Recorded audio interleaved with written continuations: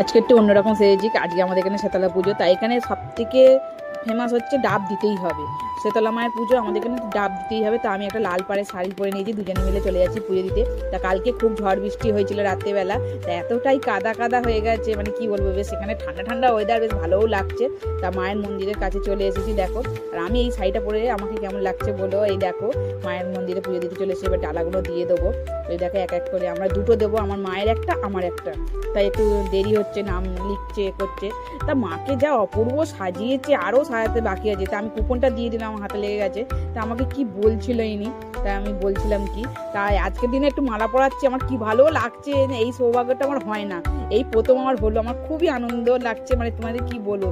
তা মাকে একটু ভালো করে দর্শন করেছি। এরপরে তাড়াতাড়ি গেছি, এরপরে গেলে এতটাই ভিড় হয়ে যায়, উঠতে দেয় না, মানে সবাই মিলে উঠতে চায়, কাকে উঠতে দেবে বলো। তা আমি এখানে এসে ধূপ মোমবাতি দেখিয়ে এখানে দিয়ে দিলাম, কারণ মায়ের কাছে তো দেয়া যাবে না, সবাই তো নমস্কার করছে বলো, সবাইকে বকছেও, তাও অনেকে শুনছে না। তা ভালোভাবে দিয়ে দিলাম, দিয়ে দেওয়ার পর আমার বড়া দিয়ে দিচ্ছে। তা সবাই মিলে মাকে দেখে নিলাম। আমার ছেলে পড়তে গেছে, আসতেনি, তাই আমরা দুজনে দিয়ে এলাম তাড়াতাড়ি। তাই এই যে এখানে নিম গাছটা কি সুন্দরভাবে সাজাবে, এরপরে এখানে গন্ডি দেওয়া হবে, তোমাদের সব দেখাবো আস্তে আস্তে। তাই এখানে দাঁড়িয়ে আছি, আমার বড় বলছে চলো, ইঞ্জিনিয়ার ঢাকিরা আসছে।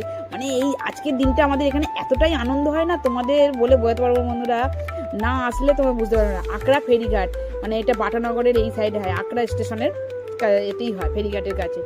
অ্যাকচুয়ালি ঘাট হচ্ছে সরস্বতী ঘাট। আর এই যে আমার পুজো দেওয়া হয়ে গেছে, আমি কি আনন্দ তোমাদের কি বলবো, মানে খুব